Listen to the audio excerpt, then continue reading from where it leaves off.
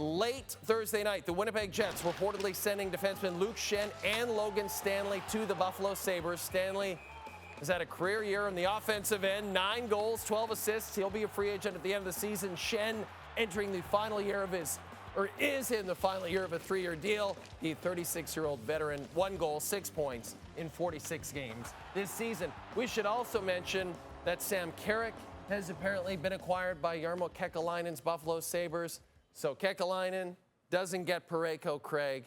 He pivots quickly. Stanley and Schenn, your thoughts? You got to have a B plan. And certainly, you know, when you look at how big the Parayko deal could have been, Jarmo Kekalainen was not going to just sit on one deal. That's just smart management. But, you know, Logan Stanley, Luke Schenn with the Stanley Cup winning pedigree, that helps a team in Buffalo that doesn't have a lot of that. They don't have playoff experience. That'll help them. And Logan Stanley, who's a drafted and developed player, a lot of patience in Winnipeg. And you consider that, you know, there was no contract imminent here with Logan Stanley, so Kevin Cheveldayoff had to move him and get the return that he thinks will be satisfactory, whether that be draft picks, whether that be prospects. But Logan Stanley, he's a unique player. He's developed so much confidence in his game. You know, you watch him play. He doesn't just throw the puck up the boards. He holds it. He looks to make plays. He's been part of the power play with Josh Morrissey out. So when you look at what Jarmo Kekalainen is doing, you know, Logan Stanley's bigger than Colton Parayko. Right. I mean, he's 6'8", and he's about 6'11" on skates. And so that space that you're trying to shrink come playoff time, you know, it just adds. And Logan Stanley's confidence and Luke Schenn's experience, I think, are real strong additions for the Buffalo Sabres. And the Buffalo Sabres are rocking and rolling right now. And there's no way we wouldn't have said this in November, that they're a Stanley Cup contender. They're a Stanley Cup contender. At the high end, no. But they have to be taken seriously because that's a good team, and they're on a roll, and they've just strengthened their team.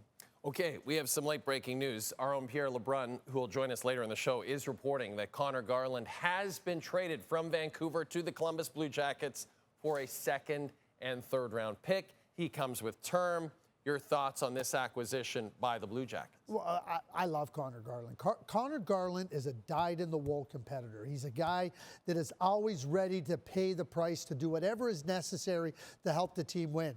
He's not the biggest of guys, but boy, does he play big. And he battles you. He makes life hard for you. He's one of those guys, like Brian Giunta was like that.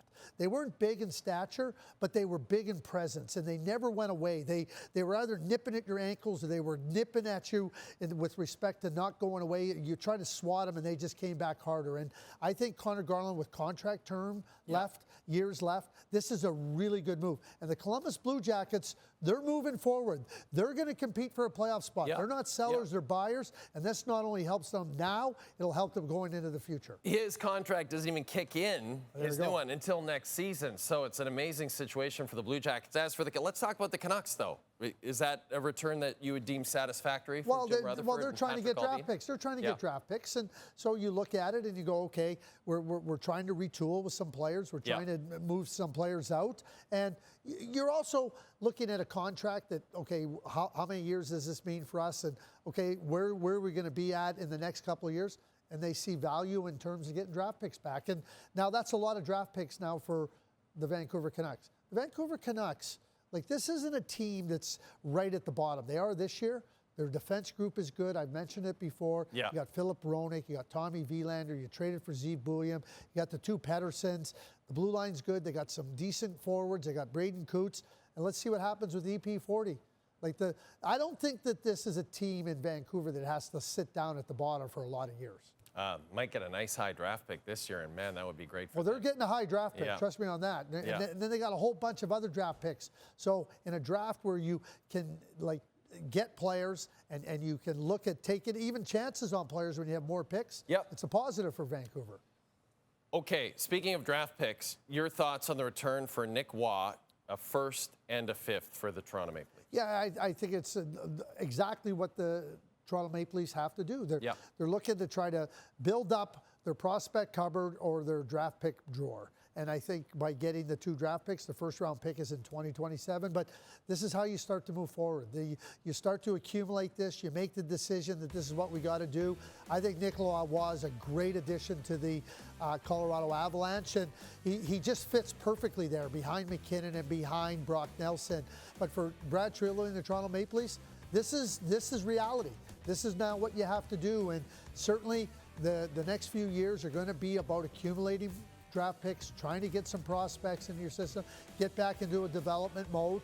It's going to look a lot like 2014 did for the Toronto Maple Leafs under Brendan Shanahan. And it should. Right, absolutely, and obviously he's not done. When I saw Dregs break that Warren Foegele deal, you know, the person I thought about, folks, I thought about this guy, because this guy loves him some Warren Foegele. You've been talking to me all year long. Edmonton should never have given him up. He served such a great role with that team. Had a great first season with the Kings. This year hasn't been so good. So in a way, Steve Staios buying low on a potential home run for this team. It's kind of exactly what they need right now. Yeah, I think you framed it perfectly, Jay, too. Buying low on a player. Listen, nobody scores in L.A. They can't score. Adrian Kempe, who's an elite goal scorer, can't score. Right. So Warren Foegele, don't be surprised that he's not scoring. But Warren Foegele, the scoring that he adds is really positive. But he's a great skater. He's heavy. He's hard. He's a disruptive player that makes life uncomfortable for opponents. Ottawa doesn't have players like this. You know, we know that they have they have skill up front. Ridley Gray can be a disruptive force. We know that Brady Tkachuk is arguably one of the best disruptive forces in the entire National Hockey League. Well, now Warren Foegele adds to that. So deeper down your forward group, you get a player, kills penalties, and now can give you an element that you don't have enough of. And I think that Warren Foegele is a great pickup by the Ottawa Senators. And David Perron goes back to Detroit, and what a great pro. Like, what a great pro hockey player. Love David Perron, and yeah. A winner, a guy that gave you everything he had. I mean, he hasn't played because of the injury. Yeah. And if he can play for Detroit, they had him. They know what David Perron is. The personality of David Perron, Steve Yzerman knows very well. Yep. So if he's back healthy enough to play, then that's something that'll be positive. And certainly David Perron, just with his character and the way he approaches the game, when the playoffs get hard, you need more guys like David Perron. He is a noted Alan Walsh client. Never forget that. Trade Center coming up Friday. You're up late with us. You got to get up early on Friday morning and join these guys. Yeah, you know what? I'm not going to get up early. I'm just not going to go to bed. I'm staying up. Just stay up all night and then join us for Canada's #1 trade deadline show. Craig will be a huge part of it. It is brought to you by Harvey's. It begins at 8 a.m. Eastern Time right here on TSN.